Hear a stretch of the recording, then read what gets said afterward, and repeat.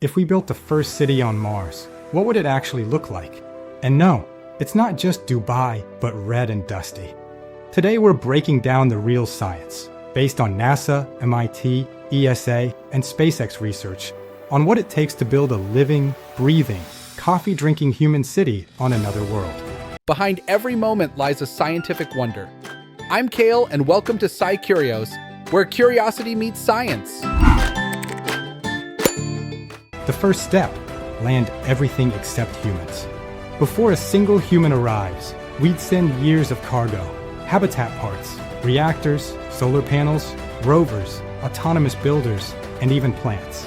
NASA calls this pre-deployed infrastructure, emphasizing the need for extensive preparation. SpaceX, for instance, proposes multi-ship cargo fleets, sending over 100 uncrewed starships before the first crew ever launches, ensuring all necessary resources are in place.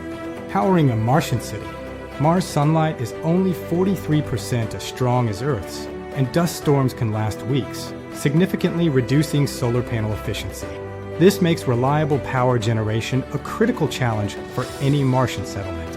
That's why studies from NASA and the Department of Energy recommend pairing solar with small fission reactors, often buried underground. This hybrid approach ensures continuous power, providing lights and oxygen even when Mars throws a tantrum. Building habitats. No, you probably won't live in a glass dome.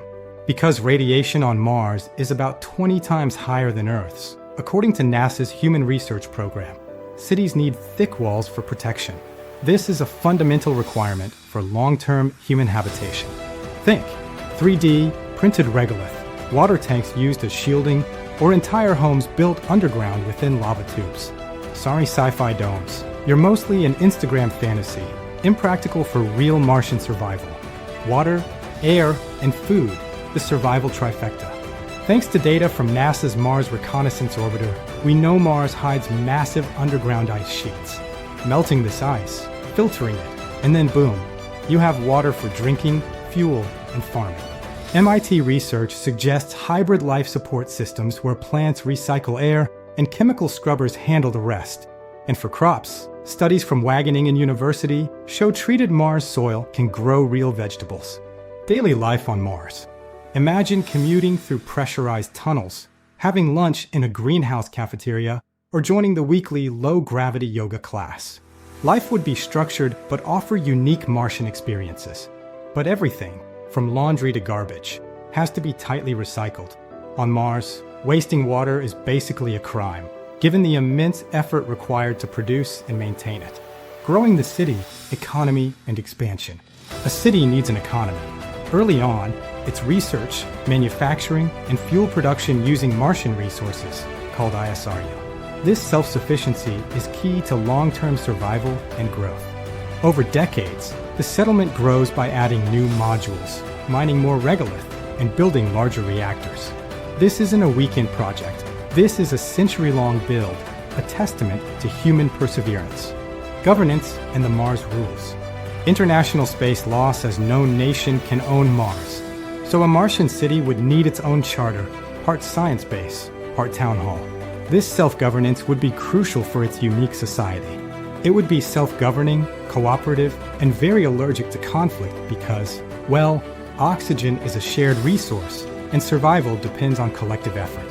The real biggest challenge. Honestly, the hardest part isn't rockets or reactors. It's keeping humans happy and mentally healthy in a place where stepping outside without a suit means instant game over.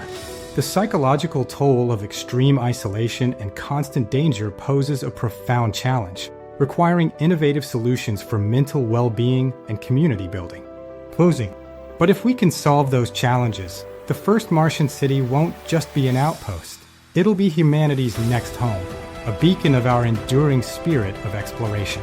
What would you name the first city on Mars? Drop your best ideas in the comments and join the conversation about our future among the stars. Science is everywhere if you just know where to look. Thanks for watching SciCurious. Until next time.